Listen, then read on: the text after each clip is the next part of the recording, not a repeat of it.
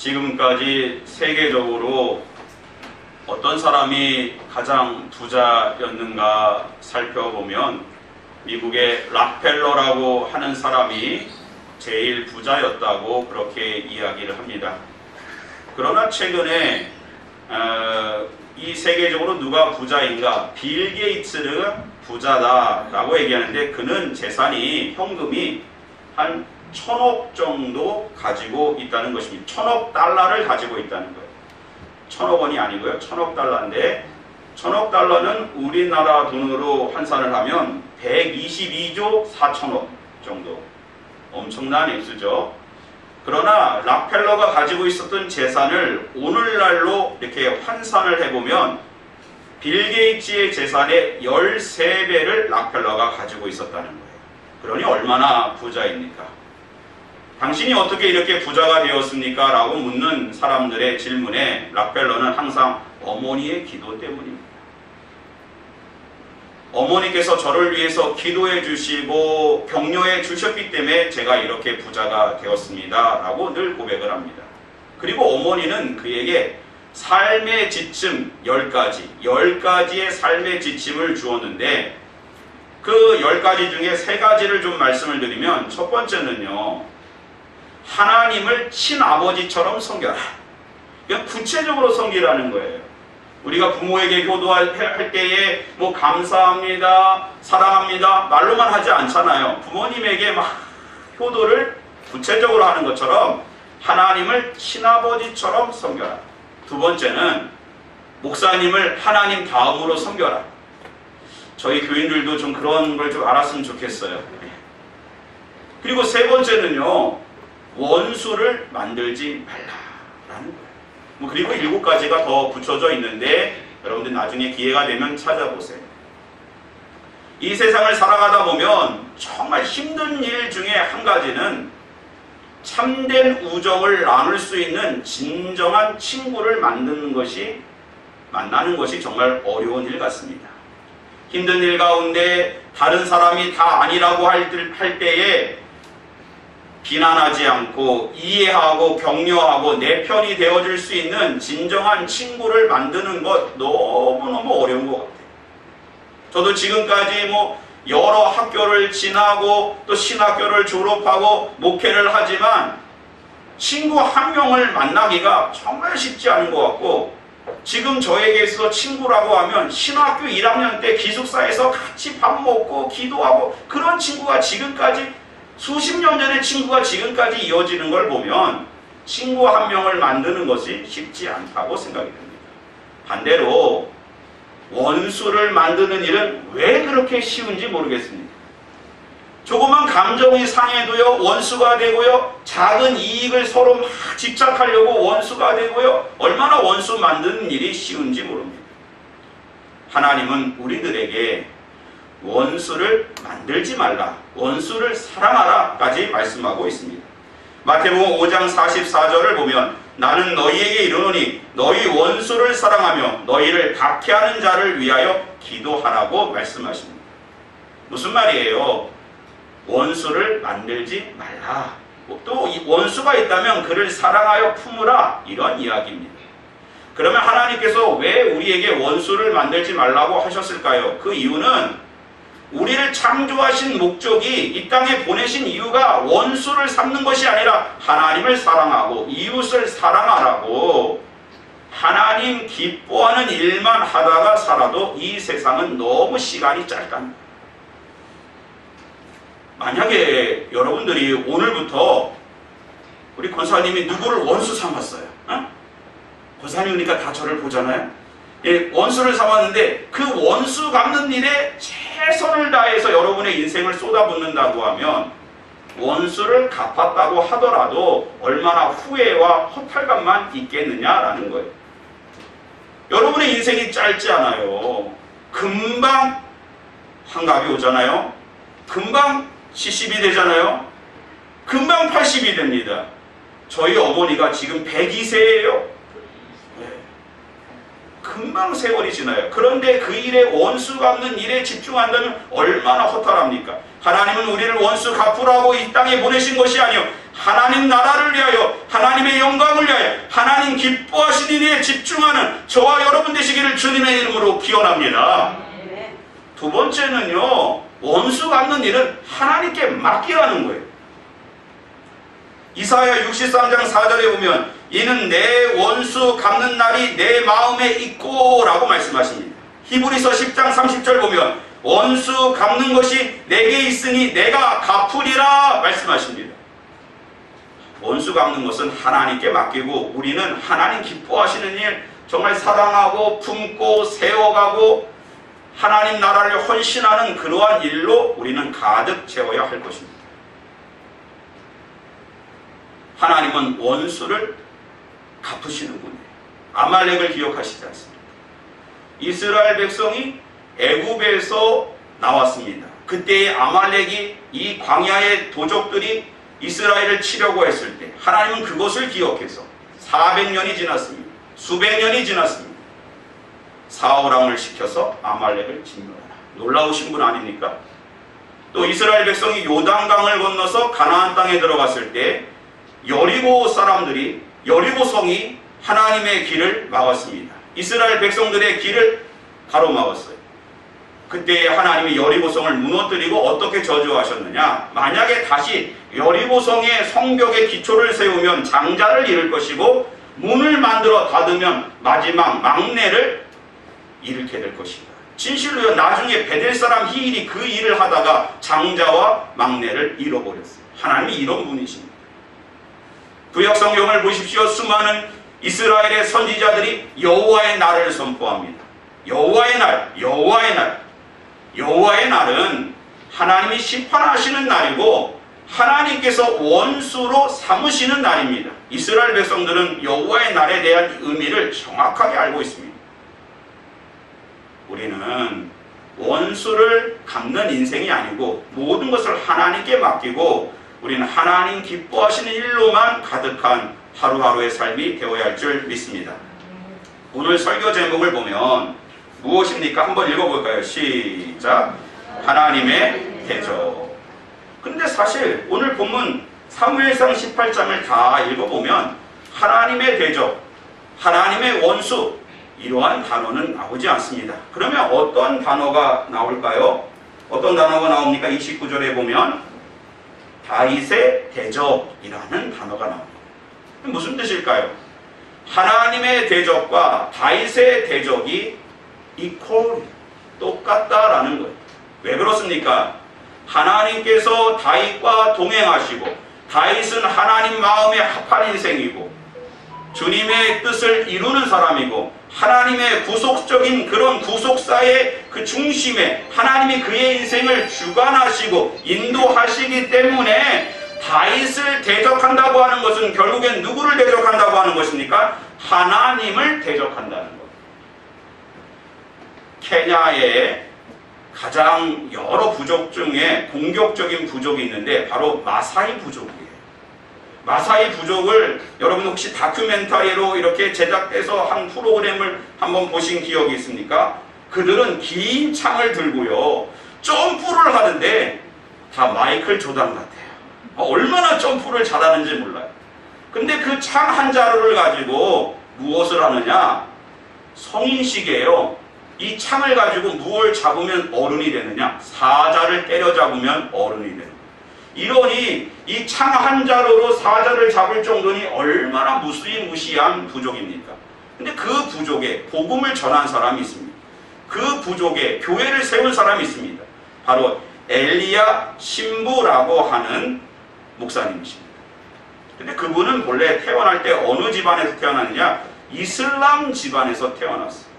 그리고 코란으로 훈련을 받았고 특별히 부모들이 야 너희는 기독교 선교사를 조심해라. 그들은 거짓말하는 사람이고 정말 못쓸 놈들이다. 상종하지 말아라. 그렇게 가르쳤어요. 그리고 그 엘리야가 청년이 되어서 바로 그 복음을 전하는 기독교 선교사님을 크리스찬을 만났어요. 그런데 정말 부모로부터 늘 들었던 그 이야기가 오버랩되기는 하지만 그런 모습이 전혀 보이지 않습니다. 선교사님이 늘 따뜻하게 엘리야를 안아주고 인격적으로 대해주고 뭐 손을 강압적으로 잡고 교회 가자고 예수 믿으라고 하지 한마디도 하지 않습니다. 그런 마음에 감동해서 조금씩 문을 열고,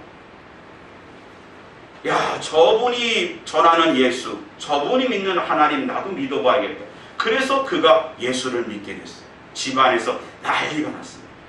엘리야를 가두고 폭행하고 너 예수 믿으면 오늘부터 넌 죽는 거야 하고 막 협박을 합니다. 근데 놀라운 사실은요, 그를 막지 못했고 결국에는 엘리야는 신학교에 가서 목사가 되었고 온 가족을 하나님께 복음을 전했고 마사이 부족을 하나님께 인도하는 놀라운 역사를 이루게 된 것입니다. 그들은 몰랐어요. 엘리야 뒤에 누가 계시다고요? 하나님이 계시다는 것을 몰랐던 겁니다. 사랑하는 성도 여러분, 오늘 우리는 보통 사람들이야. 오늘 우리가 하나님의 마음과 합하고 하나님의 뜻을 붙잡고 하나님과 동행하여 나아갈 때 우리의 뒤에는 만군의 체바오트, 여호와 체바오트 만군의 하나님이 우리를 함께 하시고 우리의 모든 대적을 멸하실 줄 믿습니다. 하나님이 우리를 응원하실 줄 믿습니다. 본문에서 다윗의 대적을, 다윗을 대적 삼은 사람이 누구입니까? 바로 사울입니다. 가만히 보면 사울은 너무너무 불쌍한 사람입니다. 왜냐하면 그날 이 본문을 기점으로 해서 그날부터 다윗을 대적 삼고 죽이려고 했고 남은 평생에 다윗을 죽이는 일에 집중하다가 나중에는 요나단과 함께 비참하게 죽음을 맞이하게 됐던 것입니다. 왕이 할 일이 얼마나 많이 있습니까?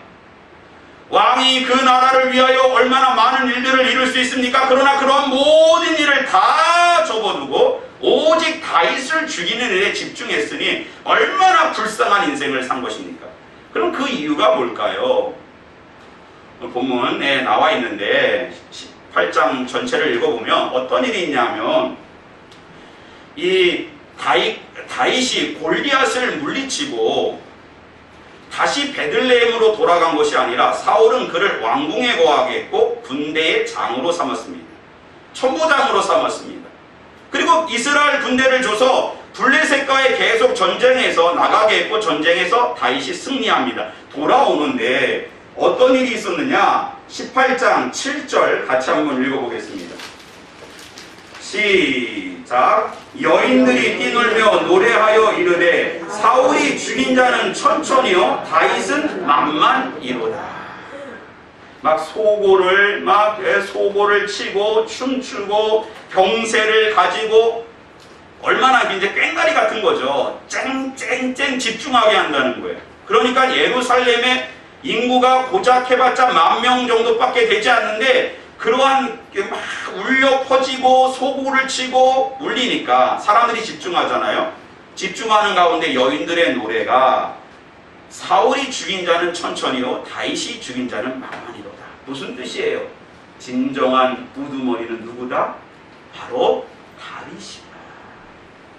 이러니 사울이 해석을 합니다. 8절 한번 같이 한번 또 이어서 읽어봅니다. 시작. 사울이 그 말에 불쾌해 심히 노하여 이르되 다윗에게는 만만을 돌리고 내게는 천천말 돌리니 그가 더 얻을 것이 나라 말고 무엇이냐 하고. 어떻습니까? 해석이 정확합니까? 사울은 그 당시에 상황을 정확하게 읽어냈고 다윗을 정치적인 라이벌로 쑥적으로 삼은 것입니다. 참으로 명석한 해석입니다. 그런데 이 해석의 문제가 무엇일까요? 그가 하나님의 백성이라는 것이 문제입니다. 우리의 삶에 있어서 무엇이 문제일까요? 우리가 그리스도인이라고 하는 것이 중요한 부분입니다. 세상 사람들은 자신의 판단과 자신의 지혜와 자신의 이성으로 판단하고 살아가는 것입니다. 그러나 우리는 누가 해석해야 됩니까? 우리가요? 아닙니다. 하나님이 철저히 해석해야 됩니다. 사울의 해석의 문제는 그곳에 하나님이 없다는 거예요. 이것이 문제입니다. 마태복음 7장 7절에 보면 구하라 그러면 주실 것이요 찾으라 그러면 찾을 것이요 문을 두드리라 그러면 열릴 것이니 하나님이 우리에게 구하라, 찾으라, 두드리라는 것입니다. 그러나 가만히 보면 주시는 분, 찾게 하시는 분, 열어주시는 분은 하나님인 것입니다. 이것을 그래서 신적 수동태라고 말하는 것입니다. 만약 사울이 해석의 주체를 하나님께 두었다면 그는 회개하고 자복하고 하나님의 뜻 앞에 겸손하여 다시 주시는 하나님의 기회를 얻었을 것입니다. 비록 하나님의 왕위를 다윗의 집안으로 넘겨주었을지라도 사울의 가문은 명문가였고 다윗의 리더십 언저리에 그의 후손들이 있었을 것입니다. 그러나 그의 삶의 해석의 주체가 자신이었기 때문에 그 모든 기회를 다 잃어버린 것입니다. 결국 하나님을 무시하고 인간적 해석에 사로잡혔고 마귀는 그 해석에 악한 영의 기름을 부었고 콘크리트 친 것입니다. 완전히 구체적으로 땅이 굳게 만든 것입니다. 사랑하는 성도 여러분, 그리스도인들은 하나님 나라의 해석자가 되어야 합니다. 나에게 왜 이런 일이 일어날까? 인간적인 해석이 아니라 하나님은 나에게, 우리 자신에게 왜 이런 일을 주실까? 물어야 되는 것입니다. 우리 교회의 여러 가지 상황 속에서 왜 이런 일이 일어날까가 아니라 하나님은 우리에게 왜 이런 일을 주실까? 모든 해석을 하나님께 맡겨야 되는 것입니다. 그럴 때 하나님께서 우리를 평탄의 길로 또 하나님 나라의 그 다스림 가운데 복된 일로 우리를 인도해 주실 줄 믿습니다. 다윗의 탁월한 점이 바로 여기에 있었던 것입니다. 23절 우리 같이 한번 읽어보겠습니다.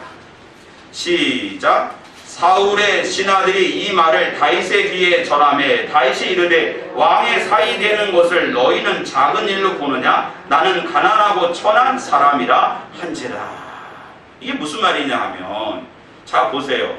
여러분, 다윗과 골리앗이 전쟁을 치를 때에 골리앗이 40일 동안 그 엘라 골짜기에 나와서 전쟁을 도둘 때 사울이 어떤 공약을 했습니까? 만약에 골리앗을 죽이면, 물리치면 내 딸을 주고 아버지의 세금을 면해 주겠다, 이런 공약을 걸었는데 지금 들어줬어요? 안 들어줍니다. 오히려 그 장녀 메랍을 아드리엘이라고 하는 사람에게 시집 보냅니다. 더 왕권을 강화하고 저 천한 다윗에게 내 딸을 줄 수 없다는 것입니다. 근데 그때 둘째 딸 미갈이 다윗을 연모합니다. 사모합니다. 이 소식이 사울에게 전해지니까 사울은 다윗을 죽이려는 그러한 마음으로 블레셋 사람 포피를 100개 가져오면, 머리를 100명 가져오면 내 딸 미갈을 너에게 주겠다. 그러니 그 모든 상황을 본 주변에 있는 사람들이 이거는 아닙니다. 다윗이요, 이거는 아닙니다. 이건 잘못된 것입니다. 라고 말하니까 뭐라고 해? 너희는 이 일을 작은 일로 보느냐? 나는 가난하고 천한 사람이라. 무슨 뜻이에요? 여기에 하나님이라는 그러한 단어는 나오지 않지만 다윗은 그러한 모든 상황을 상황적으로 그렇게 해석한 것이 아니요, 그 속에 하나님을 바라본 것입니다. 하나님이 왜 나에게 이런 일을 주셨느냐? 하나님이 인도하신 만큼 하나님이 그 길을 인도하신다면 거기까지 그렇게 가겠다고 고백하고 그 길로 나아간 것입니다. 사랑하는 성도 여러분, 하나님의 대적으로 사느냐 아니면 하나님의 편에 서서 하나님과 동행하는 삶을 사는가? 저 멀리 떨어진, 동떨어진 이야기가 아닙니다. 바로 오늘 여기 우리들의 신앙생활 속에서 결단하고 선택하며 하나님께 지혜를 구해야 되는 문제인 것입니다. 오늘 우리에게 여러 가지 일이 있을 수 있는데 그때 우리는 나에게 왜 이런 일이 이렇게 묻는 것이 아니고 하나님은 왜 이 일을 나에게 주셨을까? 해석의 주체를 하나님께 맡기는 저와 여러분 되시기를 주님의 이름으로 기원합니다. 그런 인생 가운데 어떤 복이 임할까요? 1절 말씀 18장 1절 한번 같이 읽어보겠습니다. 시작. 다윗이 사울에게 말하기를 마침에 요나단의 마음이 다윗의 마음과 하나가 되어 요나단이 그를 자기 생명같이 사랑하니라. 이렇게 우리의 해석을 하나님께 맡기고 하나님과 동행하고 하나님과 마음이 합하여 나아갈 때, 하나님의 통치 가운데 있을 때 우리는 사망의 역사가 아니라 생명의 역사가 우리들의 삶 가운데 나타나게 될 줄 믿습니다. 요셉을 보세요. 요셉은 늘 하나님의 지혜를 구했습니다.